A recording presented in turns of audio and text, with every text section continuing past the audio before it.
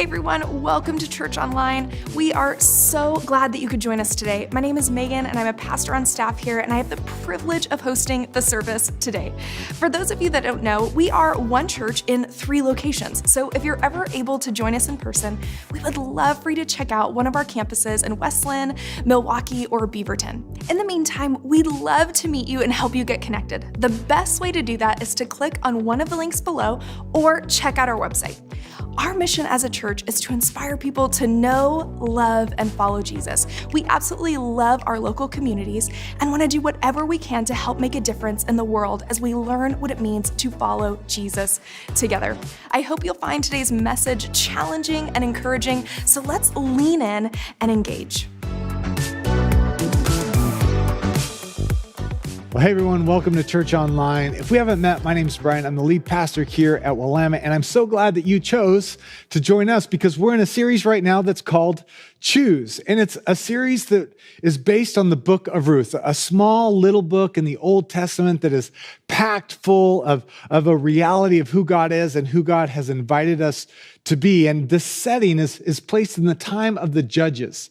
And the scriptures tell us that this era was one where everyone was doing what was right in their own eyes. So they were choosing, but they were choosing to make selfish choices. And you and I both know that choices that we make, they can ruin lives and families and communities. In fact, to kick off the series last week, John quoted Cassandra Clare when she wrote this: "The choices we make us." The choices we make us, and they don't just make us, do they? They affect everyone around us. And in this series, we're looking at how the choices that were made affect not just who we are, but the people around us. In fact, I was reading this New York Times article from about 10 years ago that did an investigative study of 1,100 inmates who were eligible for parole.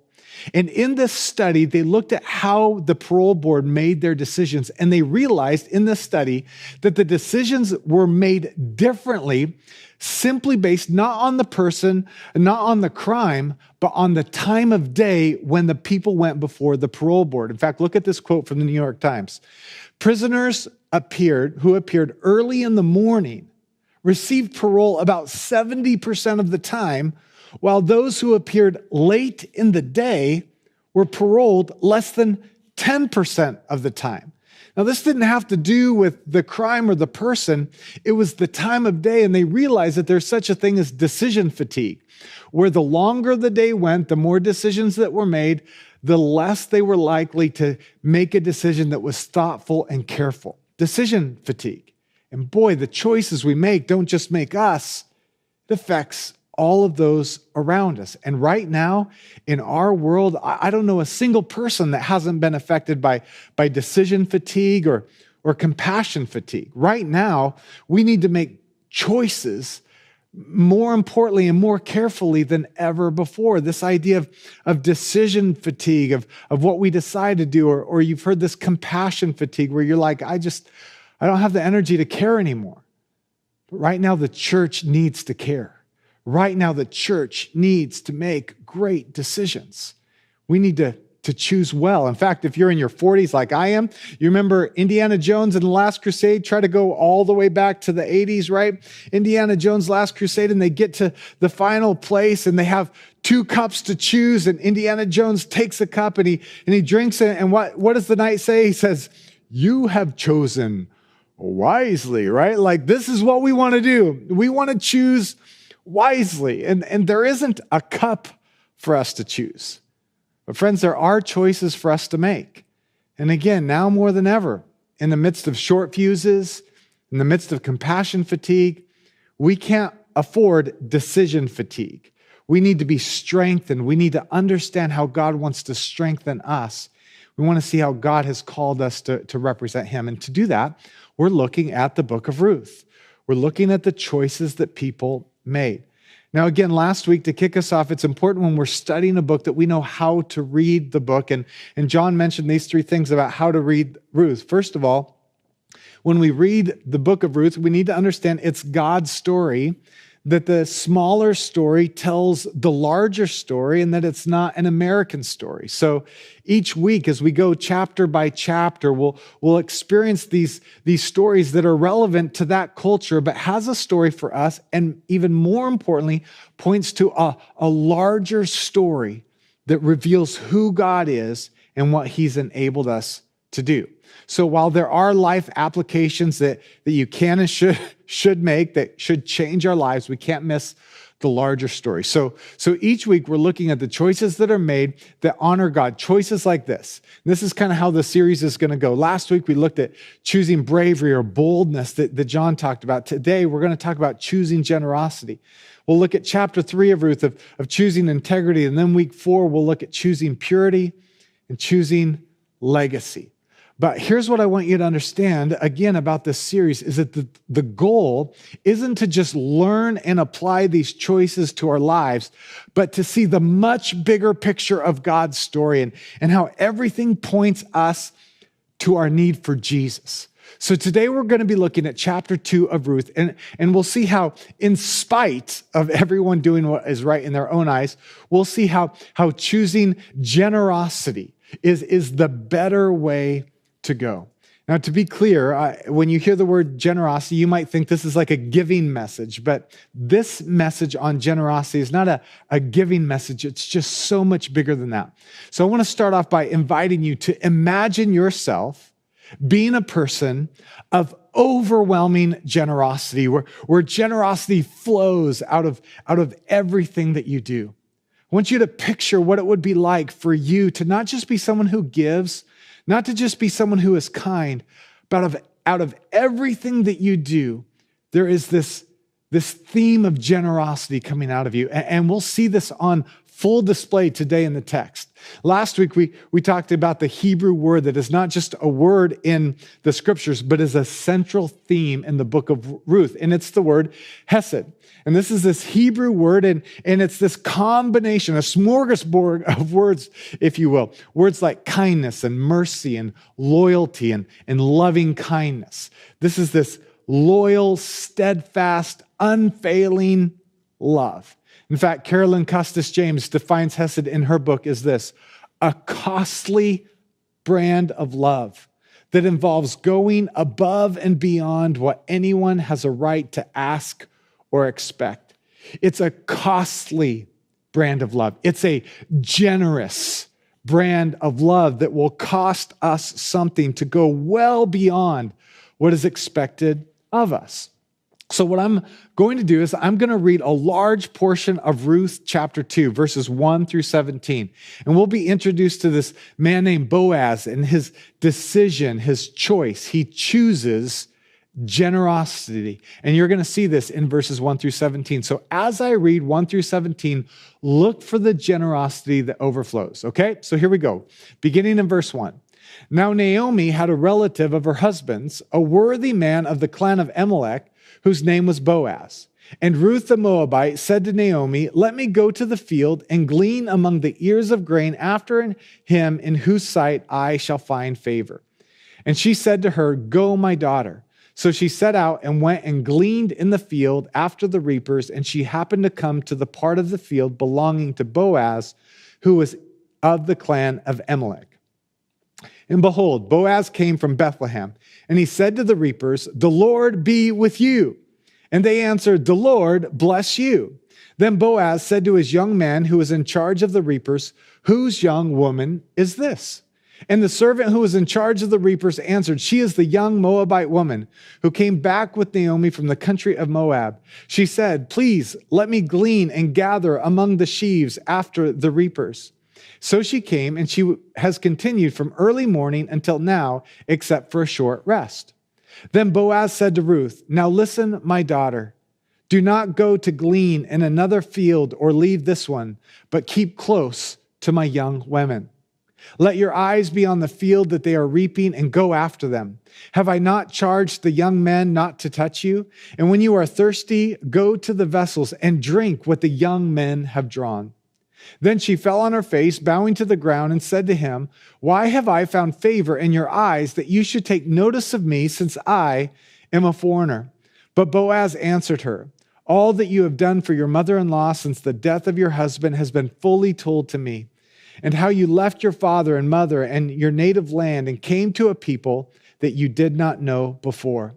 The Lord repay you for what you have done, and a full reward be given you by the Lord, the God of Israel, under whose wings you have come to take refuge." And then she said, "I have found favor in your eyes, my Lord, for you have comforted me and spoken kindly to your servant, though I am not one of your servants." And at mealtime, Boaz said to her, "Come here and eat some bread and dip your morsel in the wine." So she sat beside the reapers and passed to her roasted grain. And he passed to her roasted grain, and she ate until she was satisfied, and she had some left over. And when she rose to glean, Boaz instructed his young men, saying, "Let her glean even among the sheaves, and do not reproach her. And also pull out some of the bundles for her, and leave it for her to glean, and do not rebuke her." So she gleaned in the field until evening. Okay, so quite a few verses here, this story of Boaz coming to his field, and he finds Ruth, who is a widow, who has lost everything and everyone, and she has no source of income. She has no one to provide for her. She has no future, no hope. And then it says back in verse 3 this, it says that she happened to come to the part of the field belonging to Boaz, who was in the clan of Amalek. Now, this is very important for us to understand because we see it happened as if it was some sort of coincidence. But this is a wink from the writer of Ruth. Remember, every part of this story was carefully constructed to convey a meaning. In English slang, if we were to kind of rewrite this, we would say this, that she happened. In other words, it wasn't just circumstance. It wasn't just coincidence. This happening points to the provision and the providence of God in the story. That he brought this woman who had no resources, no hope, no future, and she happened to be introduced to Boaz. Boaz shows up, and we see this hesed, this undeniable, costly generosity. And so what we're going to do is we're going to look at a breakdown of what we read. Here we go.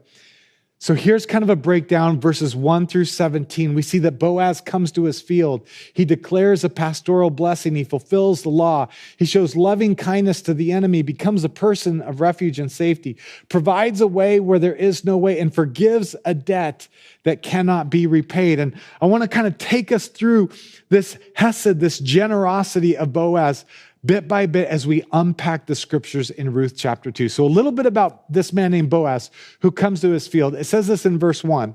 It says, "Naomi had a relative of her husband's, a worthy man of the clan of Amalek, whose name was Boaz. And behold, Boaz came from Bethlehem." Boaz means in Hebrew a man of valor, of stature, a man of wealth, of privilege, and a man of power. In other words, and this is important for the story, this man had options. He could do whatever was right in his own eyes. He could have chosen all things for himself.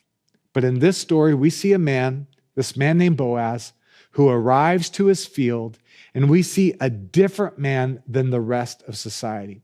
First, when he arrives, we see the second part, that he declares a pastoral blessing. And you might be going, well, where's this pastoral blessing? But look at what it says in verse 4. It says this, "And he said to the reapers, 'The Lord be with you.' And they answered, 'The Lord bless you.'" This isn't just a common phrase. This isn't just a business owner showing up to his place of business. This phrase, "The Lord be with you," is actually a pastoral blessing. He's actually quoting what priests would say in an Old Testament church service, if you will, and he uses the same Hebrew phrase that priests would say to the people. In other words, Boaz is not just a business owner. He's a pastor. He is pastoring the people who work for him. He is a man that goes above and beyond, not to just make sure the work is being done, but he is looking at his workers as somebody who cares not just for the bottom line, but for their souls as well. And in this era, this is not normal, especially in a time where everyone was doing right in their own eyes. And then the employees respond back. They say, "The Lord bless you." Again, this is a picture of a church service, if you will. This is a response, and this response is optional. It's a picture, once again, of not just a business owner declaring this blessing on a people, but because they respond back, it is a picture of harmony due to the kindness of the owner, due to the hesed, if you will, of Boaz. It is a picture, the scholars tell us, of a workplace where there are good wages, there is fair treatment. This man cares, he is going above and beyond just for the care of the people around us. And in the world that we live in today, we've heard this phrase, you can use people and make money, or you can make money and use people. And I think it's important that we understand this idea of not using people, but using money to help make people. We have people that can become pawns in just a plan to accomplish a business goal. But this man, Boaz, he chose generosity. He chose to be a person who cared deeply about the people, not just the bottom line. And then we see him doing this. We see him fulfilling the law. So Boaz is generous with his business, and God has a plan to provide. And we see this in the scriptures where God has a plan to care for the poor. And he instructs the people, business owners, especially farmers, to provide a place for people to glean. And this is a plan, God's plan to provide for the poor. But again, in an era where people were doing things that were right in their own eyes, Boaz chooses to follow God's plan of generosity to provide for the poor. And we see this law in Leviticus chapter 19. In verses 9 and 10, it says this, "When you reap the harvest of your land, you shall not reap your field right up to its edge, neither shall you gather the gleanings after your harvest." And then in verse 10, "And you shall not strip your vineyard bare, neither shall you gather the fallen grapes of your vineyard. You shall leave them for the poor and for the sojourner. I am the Lord your God." So what is happening here? This is Leviticus. This is the declaration of God's plans and his purposes, and specifically here for the poor. And he is saying, when you get your earnings, don't keep it all. You are to reserve the margins. Do not use all of what you receive. Make margins so that the poor can be provided for. Body, soul, and spirit. God cares not just for the hearts of mankind, but for their physical well-being. Back then, if you were poor, you knew that you could seek out someone who was following God, because their business would have a percentage of their business profit that would be set aside so that they could literally eat into the profits. And Boaz is fulfilling the law. In his fields, he is providing a space for the gleaners to glean so that the poor can be cared for. Boaz is showing his generosity, and he's letting God define his generosity. This is so important. How do you know if you're generous? Well, most of the time we get to just decide for ourselves. We put something here or do something for someone there, and we claim it as generosity. But instead, what Boaz is doing is he's letting God define his generosity. God has a plan and a purpose to set percentages aside, to move to the margins so that other people could be provided for. And in the Old Testament, this isn't true today, but in the Old Testament, there would be a massive amount of percentages that would go to other things. 10% would go to the priest. It would go to the local church, if you will. And then you would also set more aside beyond the 10% that would go to the feasts and the festivals. And then there would also be paying decent wages to your employees. And then beyond all that, you would not take all of the profits. You would allow the margins to be used for the poor. And most historians and biblical scholars say it was about 25% of someone's income that would go to the things of God. And just like today, we have a desire in our society for an accumulation of wealth. to take and to get what we can while we can and hoard what we can for later. But Boaz chose to fulfill the law and chose to be generous according to God's plan. This is Hesed, God's overwhelmingly abundant, loving kindness shown through what we do. It was a costly brand of love that involved going above and beyond what anyone has a right to ask or expect. But generosity, friends, is not just about dollar signs. Look at what we see next with Boaz. He also shows loving kindness. And not just loving kindness, he shows loving kindness to the enemy. We talked about this last week, but just as a reminder, Ruth is a Moabite. She's from Moab. And Moab was Israel's first and worst enemy. They were despised. The Moabites were despised, and they were open to retaliation. Look at how Moab is described in Numbers chapter 24. I see him, but not now. I behold him, but not near. A star will come out of Jacob. A scepter will rise out of Israel, and he will crush the foreheads of Moab. That is strong language. Why? Well, this seems kind of cruel and mean, but Moab hated Israel. They were attacking and killing Israel. They worshiped the god Chemosh, which also you can read about in 1 Kings, known as the, quote, detestable god of Moab. These people were the enemy. And anytime you saw a Moabite, you would either remove yourself from their presence, fight against them, but you certainly would not show loving kindness. You certainly would not shelter and protect them. You would shelter and protect yourself from them. But look at what Boaz does to this Moabite widow. In Ruth 2, 8 and 10, then Boaz said to Ruth, now listen, my daughter. Do not glean in another field or leave this one, but keep close to my young women. Verse 10, then she fell on her face and said to him, why have I found favor in your eyes that you should take notice of me since I am a foreigner?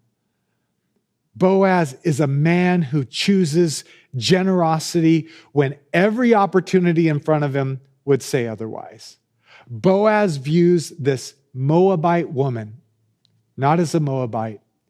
He sees her as God sees her. He sees her as a human being made in the image of God. And Ruth says, why have I found favor? Why is there favor? Why is there grace? Why is there this hesed, this generosity being placed towards me? I am a foreigner. And yet this is the response of Boaz. And friends, today we have race, we have money, we have gender, all different types of things that can cause us to look down, repel, or move against somebody. And Ruth, she didn't do anything to earn his respect. He gave it to her. And have you ever said this about someone else? Like, well, they need to earn my respect. It makes sense. It's normal. I don't even think it's necessarily wrong. I would hope to earn someone's respect as well. But in this story, Ruth had done nothing to earn his respect. He chose hesed, overwhelming, above and beyond generosity with how he showed this loving kindness. Amazing. Next, we see this. We see that he becomes a person of refuge and safety. Let's look back at verse 8 and 9. It says this. Then Boaz said to Ruth, now listen, my daughter, do not go to glean in another field or leave this one, but keep close to my young women. Let your eyes be on the field that they are reaping and go after them. Have I not charged the young men not to touch you? Again, this is this idea. He is already gleaning. He's following the law. That's required of someone who would follow God. And not even some people were doing that. But here, Boaz doesn't just stop at, okay, you can glean in my field. He goes above and beyond. He says, I'm going to protect you. I'm going to be a place of refuge. The young men, they are not going to touch you. And in those days, this idea of gleaners, there was danger, first of all, of the other gleaners. There would be this desperation and fighting and stealing from other earnings because people were greedy and they didn't have enough. And so again, they would hoard. There would be danger there. And he goes, don't go to other fields. I'm going to make sure that you're okay. The second place where there was danger wasn't just from fellow gleaners, but from also the harvesters, those people in charge of the gleaners. And there was so much abuse then. Harvesters weren't very high on the employment scale, and sometimes they would take it out on the gleaners, and there would be abuse. And they would say, I don't even have enough for my job, and so they wouldn't allow the gleaners to glean much. But Boaz, yes, allows there to be gleaning, but he provides refuge, and he points to a greater refuge in verse 12. Look at what he says. The Lord repay you for what you have done, and a full reward given you by the Lord, the God of Israel, under whose wings you have come to take refuge. So Boaz is telling her, I'm protecting you. Stay in my field. I'm going to make sure that you're not harmed. But understand this, Boaz is telling her, it's not just me. You're learning about a new God. You're learning about my God. This is Yahweh. He is a God under whose wings you can take refuge. And later on, King David would later describe God this way in Psalm 91. King David wrote this, whoever dwells in the shelter of the Most High will rest in the shadow of the Almighty. I will say of the Lord, He is my refuge and my fortress, my God in whom I trust. He will cover you with His feathers, and under His wings you will find refuge. Boaz has experienced the refuge of God and then is generous with offering that same refuge to those around us. He represents the safety of God and helps Ruth realize the refuge that she truly needs. His generosity of care is far beyond what anyone would have been expected to do back then.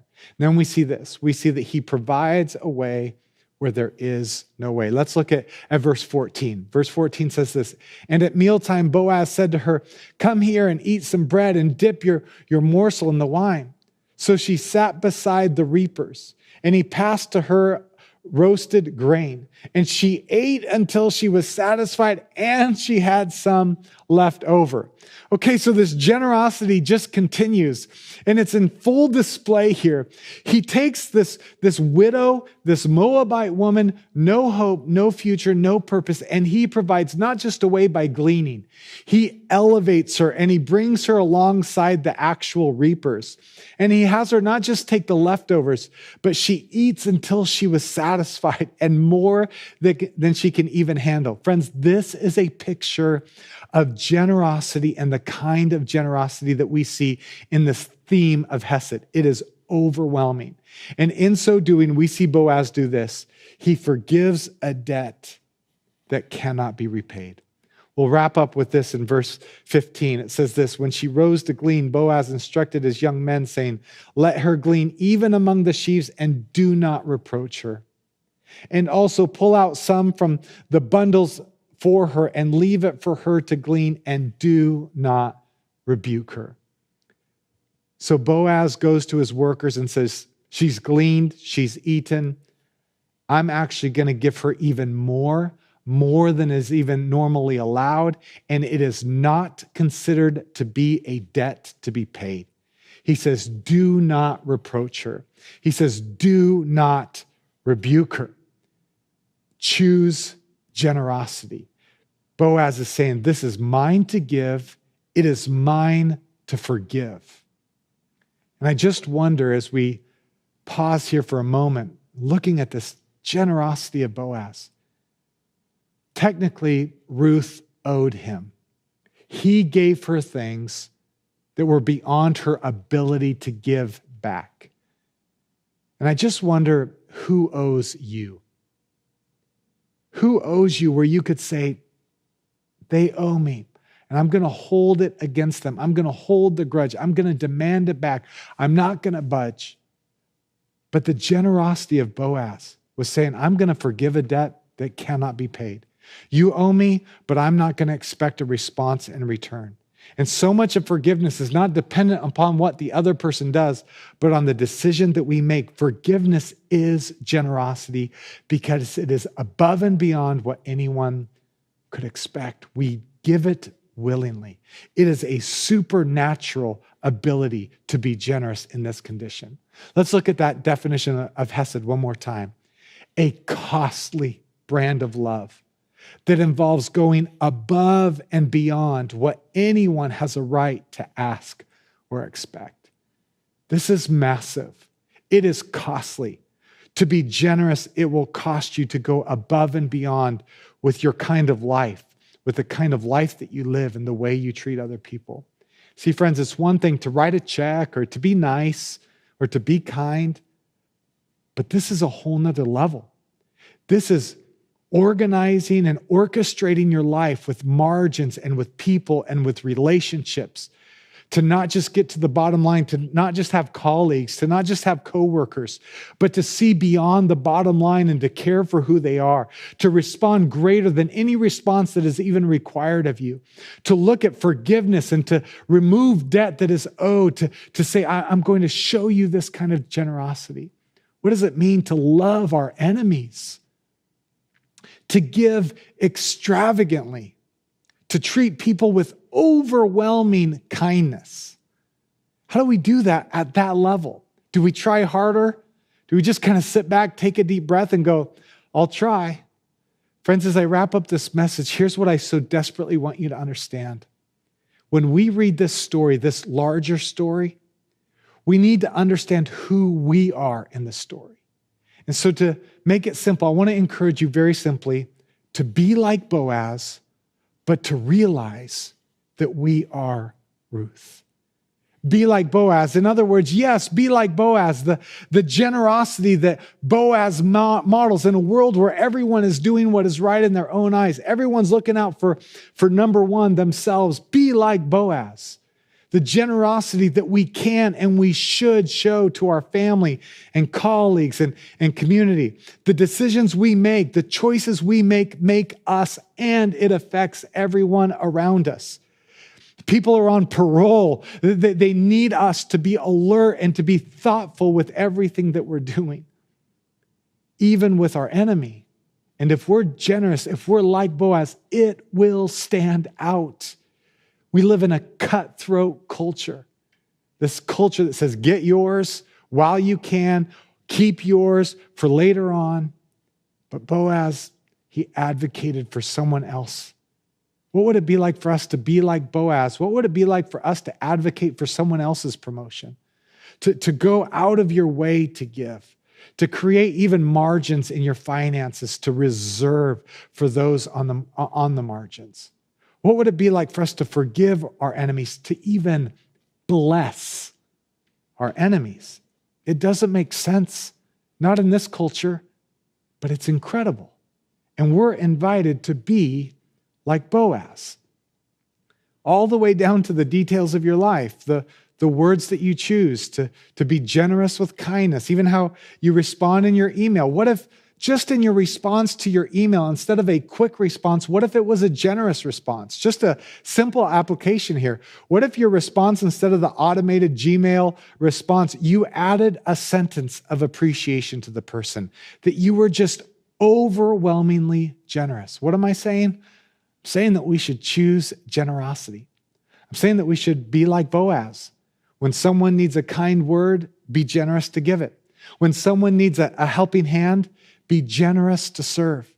When someone is down on their luck, be generous to give. Generous people, friends, come on, you know this. I know you know this. Generous people make the best employers. They make the best employees. Generous people make the best husbands. They make the best wives. They make the best friends. It will be light in a dark society. Be like Boaz. But friends, we have to realize in this story that we are Ruth. And here's what I mean by this. There is a bigger story. Remember when you read Ruth, it is part of a larger story. And in the bigger story, for us to understand our part to play, and I would even say this, for us to be able to be like Boaz, we first must understand that before we can be like Boaz, we need to realize that we are Ruth. And who is Ruth? Ruth descended from Moab. She came spiritually confused. She came empty-handed. She gleaned from another's field. We are Ruth. She descended from Moab, and the scriptures tell us that we descend from Lot. We are sinners. We are far from God. We are coming into another person's field. She came in spiritually confused. She was worshiping other gods. She didn't fully understand Yahweh. We start out confused, far from God, and we discover who He is. She came empty-handed. We come into this world with nothing. She gleaned from another's field. And all that we have on this earth is really what we have gleaned from God's field. We didn't make this world. We just entered into it. We happened to be born, except it wasn't just to happen because God had a plan. And Ruth points us to our need. And Boaz points us to Jesus. Jesus, our Redeemer, the bigger picture. You see, 1,000 years after Ruth, the story of Ruth happened, Jesus would show up on the scene. And just like Boaz points us to Jesus. 1,000 years later, Jesus comes to his field. He pronounces a blessing. He invites those who are not his people. Jesus becomes a refuge and a safe place. Jesus provides an impossible way forward. Jesus pays the debt we could never pay. This is Jesus. Boaz points us to our need for Jesus. He came to his field.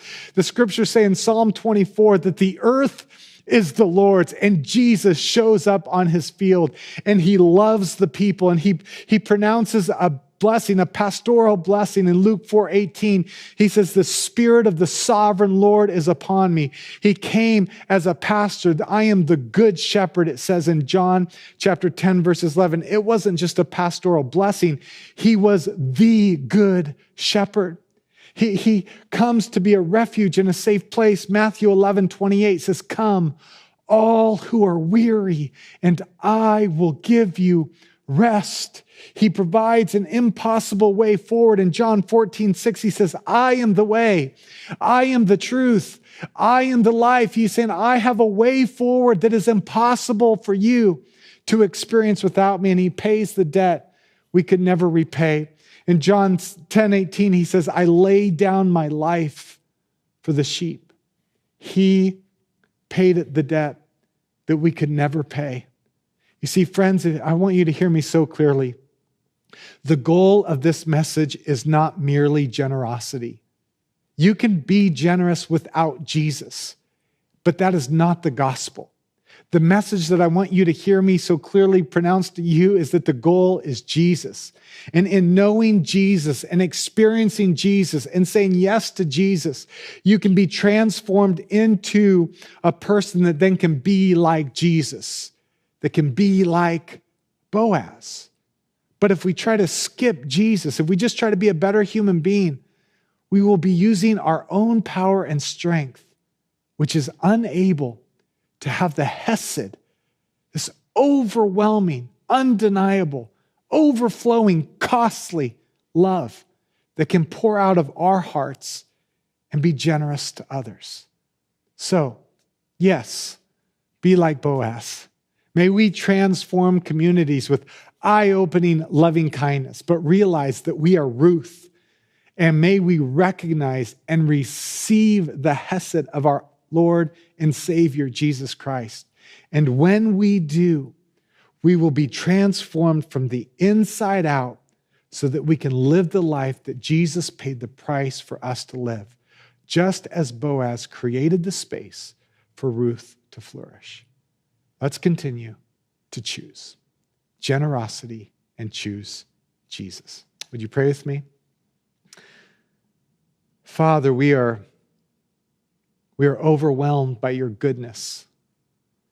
To taste and see that the Lord is good, that we would experience who you are, the greatness and the goodness and the loving kindness that you are close to the brokenhearted. You are near to those whose spirits are crushed.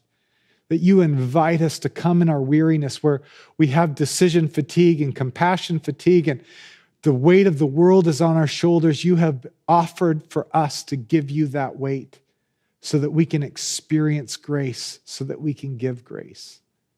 So help us in this season to make the choices that represent the choices that you made for us. We love you, Jesus. In your name, amen. All right, everybody, just like Ruth, you may think your story is small and insignificant, maybe just a few chapters in a larger story, but my prayer is that you will see how Jesus wants to enter your story and empower you to live the story he designed you to live and reveal to you his wonderful plans and purposes for your life and for the community around us. All right, everyone, we'll see you next week.